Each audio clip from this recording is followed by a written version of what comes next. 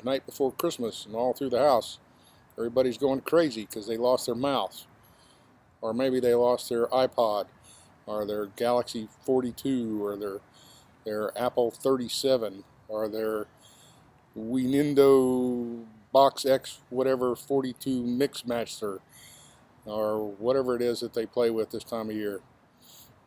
So it's pretty crazy, and it's Christmas Eve, and that's why we're doing this crazy Christmas Eve post, because everybody's running wacky, last minute. Got to get the gifts, got to get that. So I've been out and about checking and looking to see what people think Christmas is all about. Talking to every race, creed, color, age, sex, size, weight, old, young, everybody. See what they have to say. And of course, this is Clint at 15 Minutes for God. Sorry, but it gets excited at Christmas time. That's the way it is. I liked it a whole lot better back when I just had the stone tablets. I mean, they were easy to carry. They were a whole lot easier to stuff on the camel. And you could ride around with them and not get pulled over, get a ticket for holding them or looking at them while you were driving the camel. And you never got to worry about anything about any Twitter, text, or Instagrams, or any of that kind of crazy stuff that's going on now. People are just going ape over all this kind of stuff. And why? I mean, what's the rationale? What's going on here? So when I started to ask some of these folks what it was, they were giving me all the different answers. One of them was food. Yeah, I kind of like that answer. Think about it. You got the turkey and the ham and the mashed potatoes and the rolls with the butter on them. And you got all the trimmings. And did you know that you can throw cornbread on just about anything and make a casserole? I mean, and it tastes fantastic. And the best part is that's just the appetizers. The real Christmas stuff is the pies, apple, mincemeat, pecan, chocolate, cherry. There's dozens of them, hundreds of them, anything you can think of. And cakes and ice cream topped all over them. And cookies. My granddaughter's been making cookies. And you can stuff them with all kinds of stuff. It's amazing how much you can stuff them with. Yeah, food. Food could be a big thing here. But depending on who you talk to, it's all kinds of stuff. Some it's a day off. Some it's 2 weeks off from school. I don't have to see the kids for 2 weeks. Oh, wow, hey, that's wonderful. Or the kids, hey, I don't have to see the teacher for 2 weeks. That's even better. And it's just the toys and the lights, and you go out and see all the fancy decorations, and you decorate your house, and dancing elves are running all around playing pranks, and just the malls are full of people. The few malls that are left, Amazon's probably full of people. Those guys are working their tail off. But anyway, it's just all kinds of stuff. And I got to thinking about it. And the stuff doesn't have anything to do with Christmas. And what I went did some little research, and I found out that there's over 160 countries that celebrate Christmas for various and sundry reasons, mostly for presents and toys, and Santa Claus is the big dog, and he's got 11 different names. Santa Claus, Pierre Noel, Kris Kringle, Crinkle Claus, a whole bunch of ones that I couldn't pronounce. Pierre Noir. I mean, it just, and some even had girls running around as Santa Claus. And it just was crazy all over the place. And even countries that didn't celebrate Christmas still had Christmas decorations and things going on. I guess because it's all about the buck. You can go get some money from all these crazy people that are thinking about Christmas. And I looked at what was out there, and then when I started to talk to people, I mean, they gave me all these different answers. And then I happened to ask a special little boy what he thought Christmas was about. And he looked at me and he said, presents.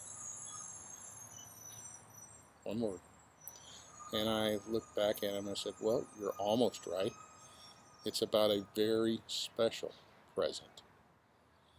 And I said, do you know what that is? And he shook his head. I said, well, a long, long time ago,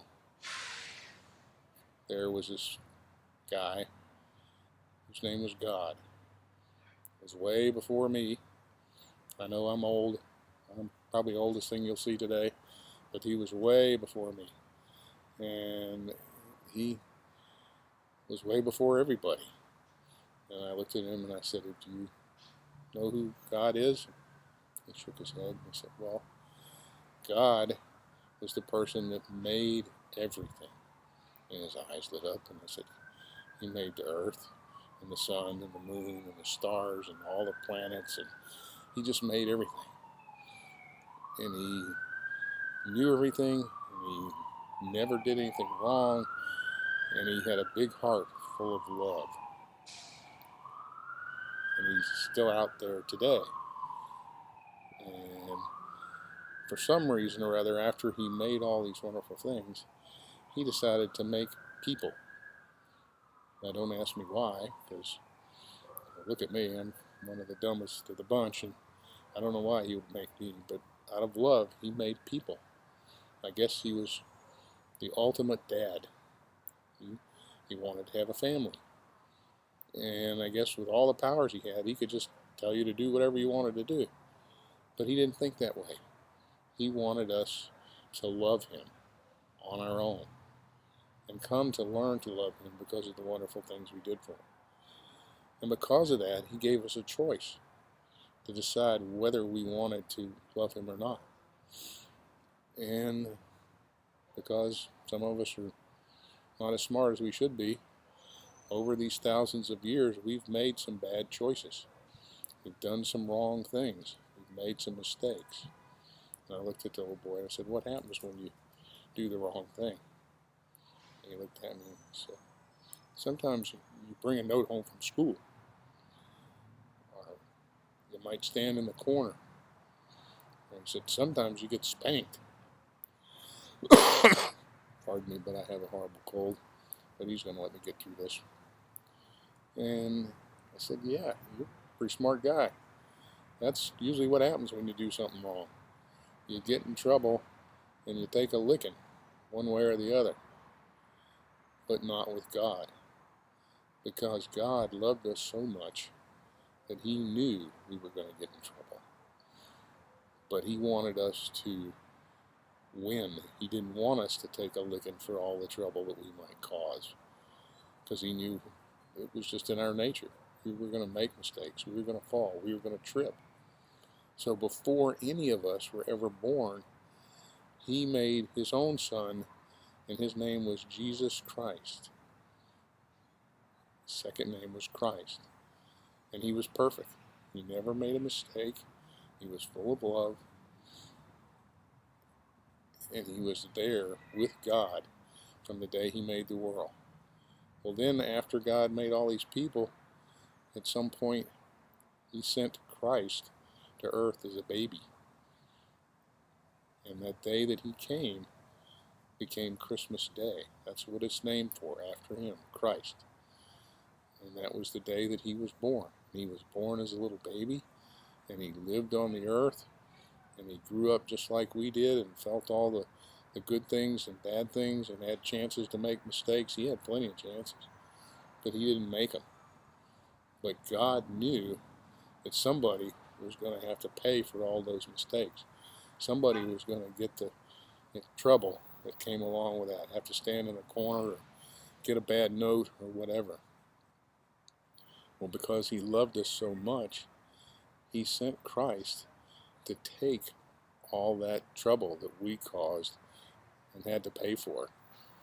And he made him pay for it by actually putting him up on a cross when he was older, and he died for us for all the mistakes that we made. And we didn't even love him. We didn't even think about it. Just kept on doing all the crazy stuff. But he loved us so that he gave his life in punishment for us. He got whipped, and he got bad notes written about him, and then he got hung on a cross till he died. But when he was done, his Father God took him back to heaven and raised him up to be a king, to be our king. For one day, he said, all we have to do is remember Christ and be open to his love and just say, hey, Christ, thanks. Thanks for taking all that punishment that I should have gotten. And thank you for being there and thinking about me. Even though you didn't know me, I didn't know you, I didn't even know what you were doing. Didn't love you at all. I just loved what I was doing. But you came and you took all that pain and all that suffering from the whole world. And all we have to do is say, hey, we're sorry, Father. We believe it, Jesus. And if we do that, one day when you get old like I am, and you leave this earth, because we're not all going to live on this earth forever and ever. This is just a short trip. When we die, we're going to a place called heaven, where Jesus and God are, and we're going to live there forever and ever. And there'll be no pain, and no suffering, and no sorrow. And that's what Christmas is supposed to be about. But over these hundreds of years, we've switched it from being Christ-centered to being people-centered, which is a bad thing, because we think about Santa Claus and all the presents we're going to get, but we forget about the one present that we were given. It was over and above anything anyone will ever get on the earth. So we need to spend more time remembering Christ at Christmas time. Sure, we can give presents to our friends and our family and love them. But the best thing we can do is pray for them and tell them that maybe they'll get to know Christ and have that chance to go to heaven. And then we'll all be able to live together forever. And so he looked at him. I looked at him, and he looked at me, and I said, think about that real hard. If you have any questions, you ask me. And he said he would. And I believe him, because he's a smart kid. Anyway, I just wanted to thank everybody for all the things that you do for the holidays, for your family. Just remember that while you're running around doing all these crazy things, that you don't forget about Christ in the middle, because that's the main reason. And in the world today, according to studies I looked at, there's less than 30% of the world's population are Christian. Well, the rest of the people don't believe in Jesus at all, supposedly. And out of that 30%, I'm not sure how many believe in Jesus even in there. It's getting smaller. It's going to be that remnant that are left that are going to be saved. And so we just need to keep telling folks to remember that. And don't forget about all the crazy things that how we're running around doing all the crazy things, like wearing goofy shirts and that kind of stuff, that we don't forget about Jesus. Jesus Christ. Christmas. That's what the day is named for. Christ. It doesn't say Santa Claus Day. It says Christmas. And the prayer is just not anything specific, but I just want to pray for the world, let them understand what this day is about, let them see you, let them feel your power and your love, and we give you all the glory. In Jesus Christ's name on his birthday. Glory be to God. Amen. Thank you, guys. Have a great Christmas. Good New Year's. Hug all your kids, all your family. There's my dogs barking. They're running in the backyard. I'm in my son's backyard. They're out there getting geared up for Christmas Eve. And I'm going to one son's tonight and another one tomorrow. And we're just going to have a great Christmas. And we're going to think about how much Christ has done for us. As always, if you have concerns or prayers or comments, send them, particularly prayers. I will pray for them. God, even if they're unspoken, I don't have to mention names. God knows who they are. He takes care of them. If you like us, give us that thumbs up. If you know how to subscribe, I don't. Just subscribe. That would be good too. Biggest thing is spread it. Let people hear the word. We ask everything in Christ's name. Amen.